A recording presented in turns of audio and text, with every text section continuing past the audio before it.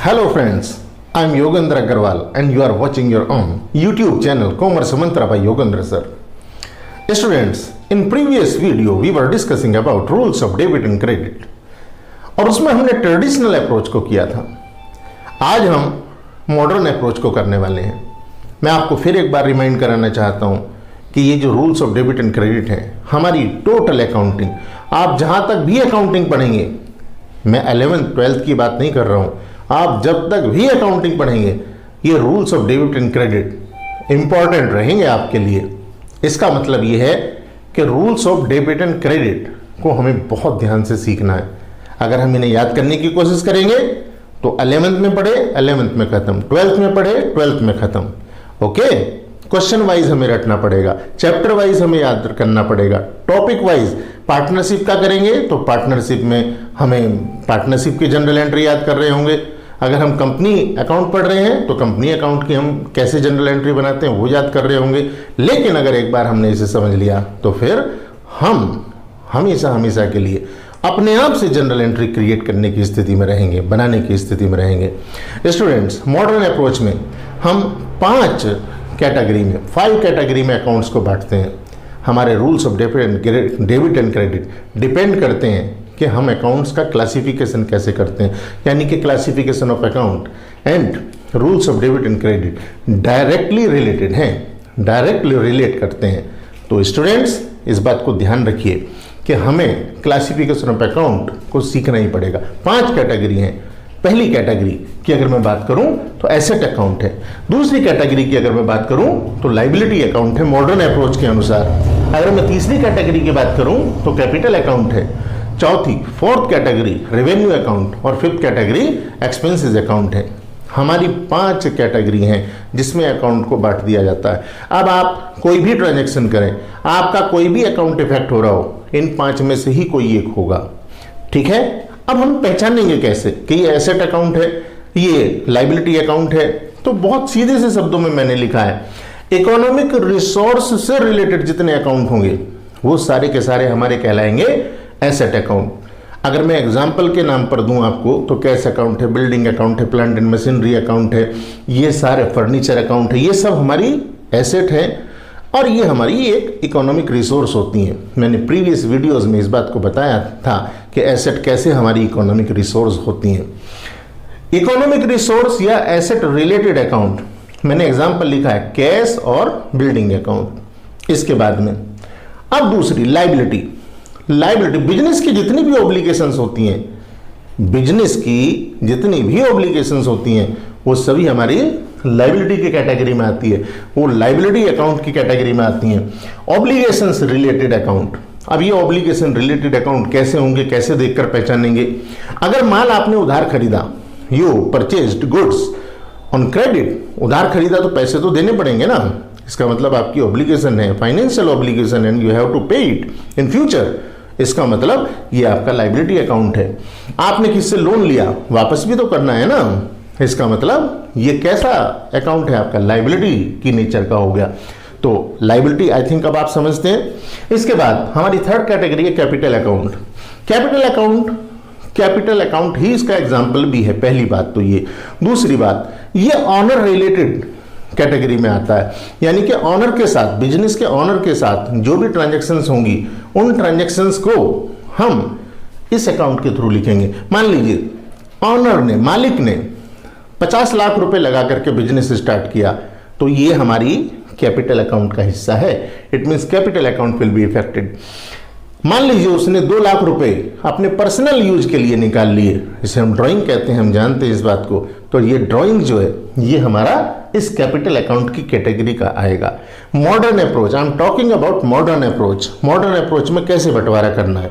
इसके बाद में रेवेन्यू अकाउंट्स की अगर मैं बात करूं तो जितने भी हमारे इनकम से रिलेटेड अकाउंट हैं वो सभी अकाउंट हमारे रेवेन्यू अकाउंट होते हैं। इनकम कैसे, मान लीजिए आपने गुड्स सेल की तो आपके पास में इनकम के रूप में कुछ आने वाला है, आ गया है, इसका मतलब सेल अकाउंट आपका कैसा अकाउंट हो जाएगा, रेवेन्यू अकाउंट हो जाएगा। आई थिंक मेरी बात समझ में आ गई है। इसके बाद अगर मैं एक्सपेंस अकाउंट की बात करूं तो एक्सपेंस अकाउंट को हम कैसे डिफाइन करेंगे?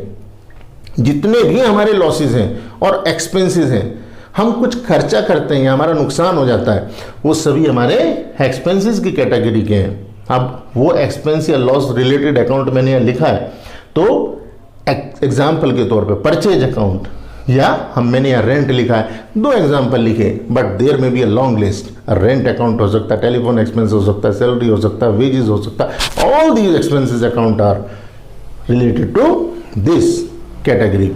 अब हमारे 5 कैटेगरी का डेबिट क्रेडिट का रूल क्या है, हम कब किस अकाउंट को डेबिट करेंगे, कब किसको क्रेडिट करेंगे। तो बड़ी सीधी सी बात है, अगर हम एसेट की बात कर रहे हैं, सपोज करिए मेरे पास कैश है, अब ये कैश इंक्रीज हो गया तो इसका मतलब कैश अकाउंट को डेबिट करेंगे। अगर मेरे पास पहले से ही एक बिल्डिंग है, मैंने एक और खरीद ली, इसका मतलब इंक्रीज हो गई, इसका मतलब इस अकाउंट को हम बिल्डिंग अकाउंट के नाम से डेबिट करेंगे। अगर हमारी एसेट्स में कमी होती है तो उस कंडीशन में हम इसे डिक्रीज होने पर क्रेडिट करते हैं। मान लीजिए मैंने किसी का पेमेंट किया, एग्जाम्पल अगर लूं, मैंने किसी का पेमेंट किया, 2 लाख रुपए मिस्टर एक्स को पेमेंट किए, मेरे पास से कैश कम हो जाएगा। ओके, तो इसके कैटेगरी में, इस कंडीशन में मैं क्या करूंगा, कैश को ऑफ कोर्स क्रेडिट करूंगा। नो डाउट, आई थिंक बहुत डिफिकल्ट नहीं है।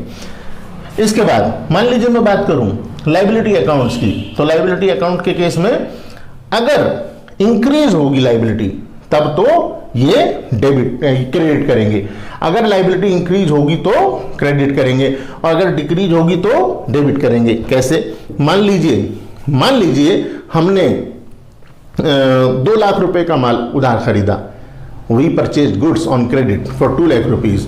अब हमारी लाइबिलिटी तो बढ़ गई, इसका मतलब क्रेडिटर अकाउंट क्या होगा, बढ़ी है हमारी लाइबिलिटी। नियम क्या है, इंक्रीज होने पर क्रेडिट होगा, इसका मतलब ये क्रेडिट हो जाएगा। आसान तरीका, बिल्कुल कहीं कोई टेंशन नहीं इसमें। इसके बाद एक और चीज मैं इसे आसान तरीके से याद रखने की बताने वाला हूं, पहले इसे कंप्लीट कर लूं। देखिए, इसके बाद हमारा है कैपिटल अकाउंट। जब हम कैपिटल अकाउंट की बात करते हैं तो इंक्रीज होने पर कैपिटल अकाउंट क्रेडिट होगा और डिक्रीज होने पर ये डेबिट होगा।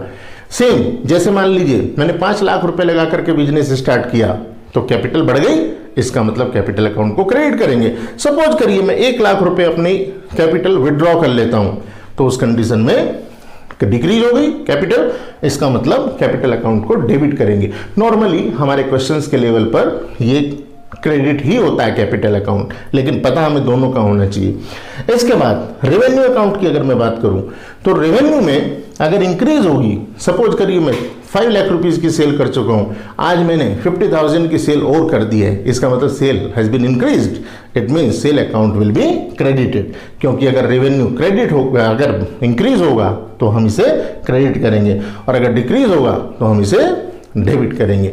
बड़ा सीधा सा फंडा है।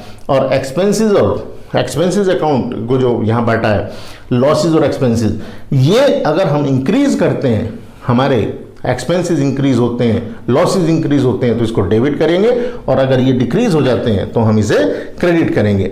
हम इसे कैसे याद रख सकते हैं, मैं आपको अभी बताता हूँ इसको आसान तरीके से कैसे याद करते हैं। मैं एक साइड हो जाता हूँ, पहले आप इसकी एक स्क्रीनशॉट ले लीजिए।